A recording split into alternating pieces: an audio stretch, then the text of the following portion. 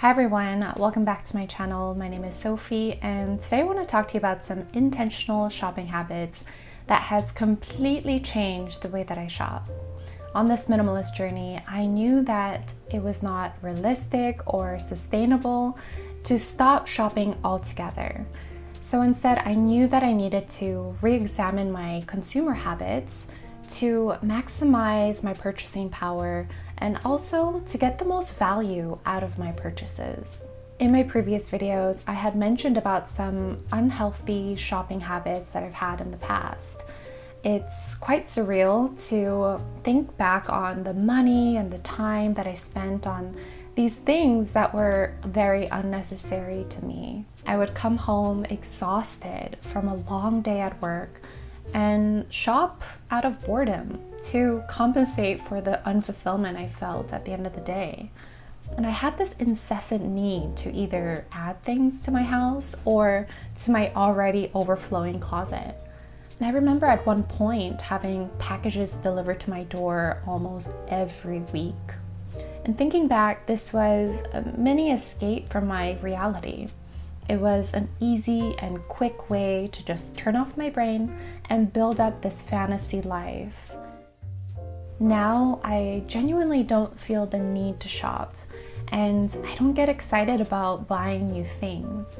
However, when I do need to buy something, I like to implement these intentional shopping habits so that I can be a savvy, smart, and intentional shopper.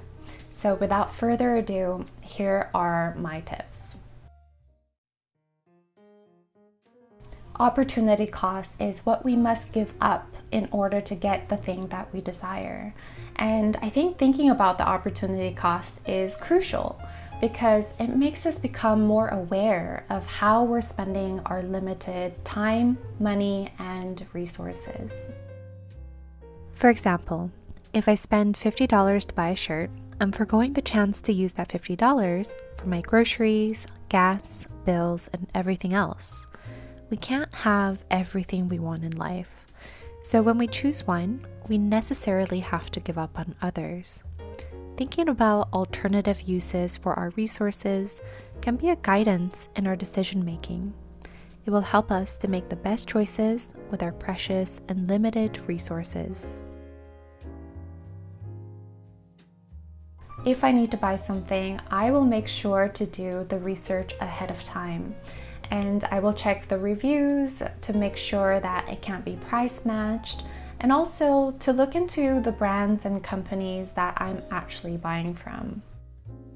If I can use my money to support the local economy, companies who support ethical practices, and small businesses, I will always take this route. There are so many websites out there that can guide us to make the right decisions. For example, Good On You is a reliable source for sustainable and ethical fashion brand ratings. Ethical Elephant and Cruelty Free Kitty is a great resource for cruelty-free and vegan products. How and where we spend our money truly matters. And if we are financially able to, I think it's important to support business practices that align with our values. Online shopping has forever changed our society. And for me, living in the middle of the Pacific on an island, it's pretty incredible to get anything I want and need with a click of a button. However, I think it's now easier than ever to make impulse purchases and buy things that we don't necessarily need. This is why having a wish list is so important to me. I use websites like ShopTagger to create a wish list of the things that I want to buy, but wait a while before I actually purchase the item. Also, you can set the price you're willing to pay for a certain item, and you'll get notified if the price dips below your limit. Ever since keeping a wish list, I noticed that I don't have buyer's regrets and actually end up deleting a lot of the things on the list anyways. I've definitely had my fair share of impulse purchases, But the thing is, it could have been easily avoided if I had just given myself some time to think about it first. Depending on how big of a purchase, we can wait overnight, 24 hours, 30 days before we make the purchase. During this time, we can ask ourselves some key questions to see if the item will be worth it. For example, how many hours do I need to work in order to buy this item?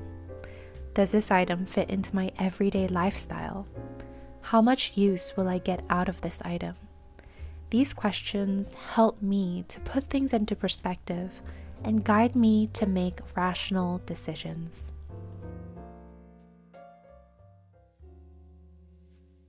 This is something that I have to constantly remind myself when I want something new or I'm getting ready to buy something. I have to think back and make sure that I don't have a similar item at home that I need to use up first. Because the chances are, if I buy something new, I'm going to neglect and forget about the thing that I already have. When I find a new book I want to start reading, I get really excited to start right away. Especially with Audible, I can purchase a new book literally with a click of a button. But now I remind myself to go into my library and see if there are any books I need to finish first. Most of the time, there are books I haven't finished yet or books I already purchased that I haven't even started. I'll add that new book to my wish list and only buy it after I finish the books I already have. This one in, one out rule is a great system to discipline myself and to make sure to keep the clutter under control. The way this rule works is that for every item you buy, you have to remove a similar item from your home. For example, for every new shirt that goes into the closet, old one has to come out. New running shoes in, old running shoes out. Knowing that I have to remove an item from my home when I buy something new makes me reconsider buying that new thing altogether. I mean, if I have something similar at home already, is it really necessary to buy a new one to replace it? And knowing that I have finite energy, time, money, and resources makes me become really selective with how I choose to use the resources. If you have a compulsive shopping problem, it might be really helpful to do a no shopping challenge. You can set your own rules. It can be for a week, a month, or even a year. And during this time, the goal is to really evaluate our shopping habits and live more mindfully with what we already have in our homes.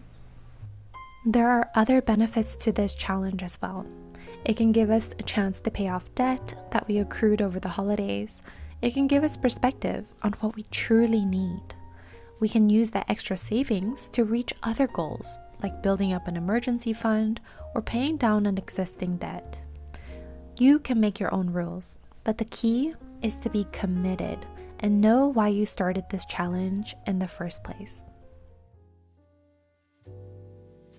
I hope you enjoyed today's video, and if you did, don't forget to hit the like button and also subscribe to my channel for more videos. Let me know in the comments below if you have any intentional shopping habits that you would like to share. I always love reading your comments and I try to reply back to every single one of them. Thank you guys so much for watching and happy holidays, and I will see you soon. Bye.